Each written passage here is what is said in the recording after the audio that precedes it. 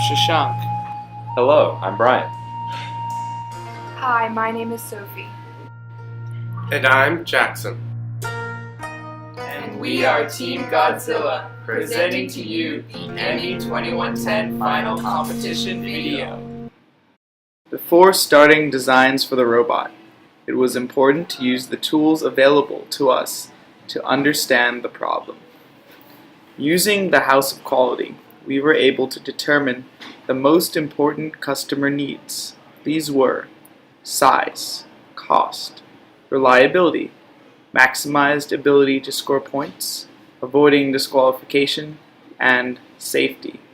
These customer needs were then paired with different engineering requirements to find out which specifications for the robot were the most important. We found that successful performance and efficient design were two most important engineering requirements. Successful performance was also correlated to startup time, runtime, and overall reliability. A function tree was created to outline the tasks the robot needed to perform in the competition. As can be seen, there are 4 major subtasks underneath the main task of winning, and some of these subtasks are further divided since they require the development of different systems. Obtaining the gauntlet, for instance, requires the robot to sense the shield, extend to the center of the back, plus have a mechanism for grabbing the gauntlet itself off of the middle of a rotating table. Expelling Thanos and capturing the Hulk are comparatively simpler tasks, and do not require any subdivision.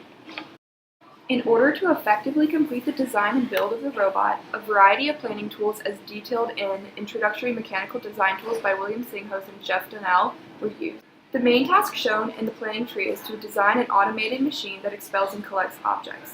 The subcategories indicate that the team understands the problem, studies existing designs, develops concepts, creates the prototype, and finalizes the competition robot. These were further broken into using planning tools, a house of quality, studying the rules, and creating individual responsibilities. From this, a morph chart was made and alternatives were studied. Once the CAD was finished, construction began. This tool helps visualize the relationships between each task that need to be executed. The Gantt chart was created to have a timeline of the robot production for the entire competition. The tasks are divided into 3 groups. These are project definition and planning, conception and execution, and deliverables. The first group's tasks are over relatively quickly and involve creating various planning tools.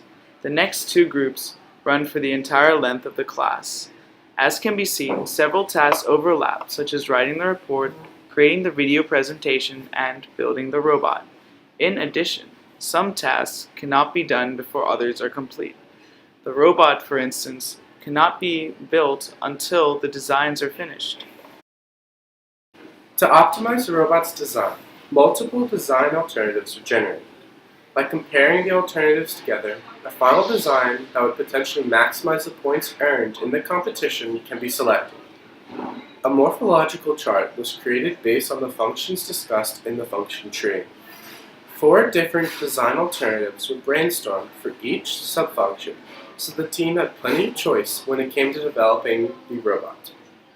For obtaining the gauntlet, for instance, several sensors were considered to detect the shield, several mechanisms that could extend and retract were catted, and different claws and nets were considered. The morph chart was used to develop the subsystem designs, and various combinations were used to inspire the main designs for the final robot. An evaluation matrix is used to compare customer needs with different design alternatives. All of our designs featured a drawer slide mechanism to deliver the gem, rock, and gauntlet subsystems to the rotating cylinder, with each alternative varying in terms of the Hulk, Thanos, and gauntlet subsystems. The 2 different systems that performed the best were Figure 2 and Figure 5. These systems are very similar except for their gem collecting mechanism. Figure 2 had a simpler gem collecting mechanism that we determined to be better, and so we decided to go with that as the final design for our robot. Now we will present the final design, which shows the actual robot constructed and sent into the final competition. Once the banana plugs are activated, a single pneumatic piston extends to push a platform containing the gems and rock system towards the center cylinder. As the platform extends, it pushes the Thanos arm outward into the arena. This design focuses mainly on simplicity and reliability, as the system is actuated completely by a single piston. The choice to focus mainly on the Thanos and gems and rock system exemplifies the focus on reliability, as they were the safest points to earn, in that these systems will conflict with the opponent systems the least, and thus prevent a majority of the possible breaking points during the competition. The design review poster shows the problem understanding, function tree, and point distribution for the final competition. The completed design is labeled in the middle panel along with the qualifying round results. The two subsystems of the gems and rocks sorting mechanism and the Thanos expulsion arm are shown. The modular abilities of the arm in a previous laser cut iteration of the gems and rocks was shown to the judges. Along with this, a loop of our video in the qualifying round was shown. Pictured here is the gems and rocks subsystem. It has the advantage of being completely laser cut and then assembled. It was developed through an iterative process, of which this is the second iteration. This system sits right against the rotating table. Gems and rocks are funneled into the system. A sorting bar divides the rocks and gems. The gems are allowed to go straight through, while the rocks are funneled into a hole on the upper ramp. This hole leads to another ramp, and this ramp draws the rocks into an opponent's universe. The gems that slide through are collected on a bag not pictured that is attached to the back of this subsystem. The Thanos subsystem features a hinged arm that is pushed out by the drawer slides as the drawer slides extend, causing the arm to slide into the arena and push Thanos out of the zone. The entire subsystem can be moved to either side of the robot to push Thanos by removing a pin which holds the subsystem onto the Delrin base. Now let's see how the machine performed in competition.